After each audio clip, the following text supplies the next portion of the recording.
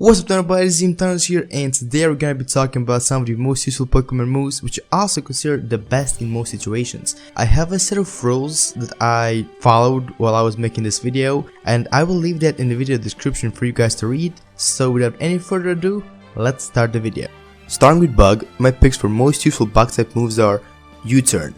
This move not only gives a great amount of damage, but it also allows you to switch out the Pokemon and have the opponent's move hit the Pokemon you sent out. So basically, you get to select the target of its attack if you move first, which can be very useful when fighting against, let's say, an electric type Pokemon, and then you switch out your flying Bug type Pokemon into a Pokemon with more drive or lightning rod and increase your stats.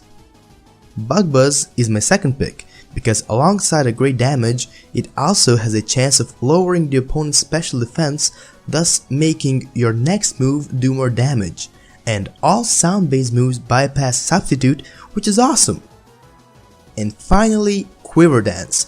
Quiver Dance raises your special attack, special defense, and speed stats by 1 stage each, which is awesome if you're going against a special attacker because of added defense. And if you're not, it still adds your attack and speed. You can use this move twice to double those stats, and I have even tripled my stats this move on Pokemon Showdown and swept the rest of my opponent's team, so this is certainly an amazing move. For Dark type, I chose Knock Off. This move has a solid attack power and it removes the held item from your opponent. It also increases its attack by 50% if it is about to remove that held item from the opponent, and this can be pretty useful. After that, we get Dark Pulse. It deals a great amount of damage and also has a 20% chance of flinching your opponent, which gives you the potential to attack twice in a row, and since the introduction of the ability Mega Launcher, it can become even more powerful if used by, let's say, Cloudster or Blastoise. Last but not the least for the Dark is Sucker Punch. It offers a great amount of power and it also is a priority move, so in case your Pokemon is slower and attacked last, if you use this move, it can attack twice in a row. Or you can just use it against a Pokemon who you know are faster than yours and attack first this way. Entering the Dragon, we got Outrage. This move has enormous power, and once you attack with it, you're allowed to use it 2 or 3 times, and then your Pokemon gets confused. However, you can avoid that by making it hold Persimmon or Loonberry, so that then you can choose a different move or attack with Outrage 4 to 6 times, which can often result in knocking out most, if not the entire opponent's team, especially if used after the next move on this list. Dragon Dance. Dragon Dance increases your attack and speed stat by 1 stage each, and if you pair it with Outrage and Loonberry, your opponent is in big trouble. And if your opponent was the first one to attack and you were the second to use Dragon Dance, you are most likely to attack twice in a row now, or even use Dragon Dance and double your speed and attack. And finally, Dragon Breath. Even though this move may sound stinky, it deals solid damage and it has 30% chance of paralyzing the target. That's more than most of electric type Pokemon moves. It simply has to be on this list. Listen up, this is no fairy tale, but Fairy is our next type, and here are the best moves from it. Play Rough. This move is very powerful for physical attackers and has 10% chance of lowering your opponent's attack stat by 1 stage. It can be learned by many Pokemon, even a lot of non-fairy ones, so it's pretty useful for metagame and countering dragons, and I decided it should be on the list. Mysterious as the dark side of the moon blast. This move is even a bit more powerful than Play Rough. It is great for special attackers and it has a 30% chance of lowering your opponent's special attack by 1 stage, which leads to you receiving less damage when it attacks if it is a physical attacker. And to end this on a romantic note, we have Draining Kiss. Okay, so this move may not be the most powerful, but it makes up for it with its effects.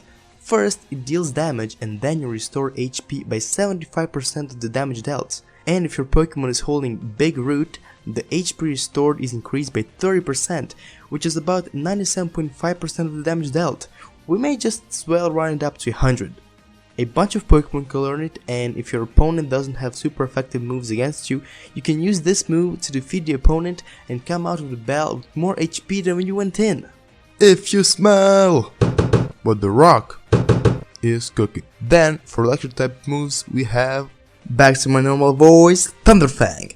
It has a decent power and will hit almost every time, but what really makes this move stand out is that it has 10% chance of paralyzing the opponent and on top of that, it also has 10% chance of flinching it, which gives you a big chance of being able to attack twice in a row, whether your opponent suffers the effects of paralysis or flinching. Also, a lot of non-electric type Pokemon can learn this move, so this really adds up to its usability.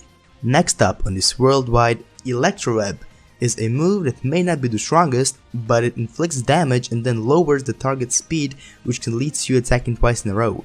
And another great thing is that if you find yourself in a double or triple battle, this move targets all opponents, so it damages them all and also slows them all down, so you have a greater chance of moving before all of them in the next round. But targeting all opponents can also have a downside, if one of them has an ability like Lightning Rod or Motor Drive. And lastly, Discharge. Okay, so this is a pretty powerful move. It hits everyone in the field except the user and has 30% chance of paralyzing each of them, which is very nice for an effect. To make the most use of this move, if you're in a double battle, make sure that the other Pokemon is either a ground type or has the ability Lightning Rod or Motor Drive. Alternatively, you can use a Pokemon that doesn't get too much damage from electric type moves such as Grass, Dragon, and of course Electric. Everybody was Kung Fu fighting, but first they needed to bulk up. This move raises your attack and defense stat by 1 stage, and these are the stats that are of biggest importance to fighting Pokemon types, so I put this move on the list because it can be used in any scenario.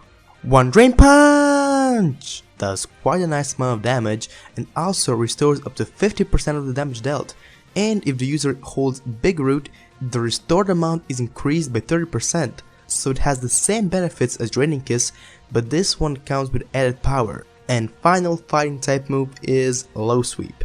This move does a nice amount of damage and also lowers your opponent's speed stat by 1 stage, so you can potentially attack twice in a row if you moved last. I believe that Sock in my Pokemon White Nuzlocke gameplay currently has this move, so if you're interested in that, you can check out the playlist on my channel.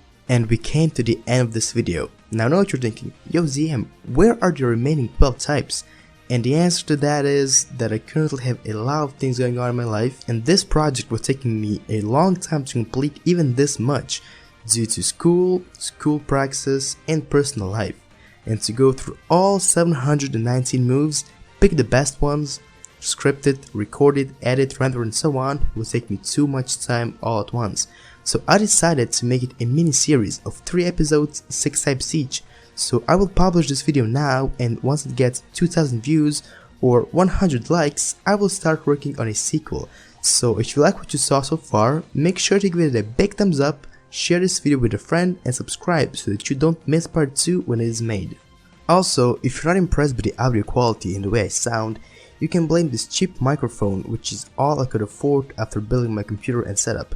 So if you want to help me step my audio game up, you can either support me on Patreon, links in the video description, or if you can't afford that, just keep on watching my videos at adblock or from your phone.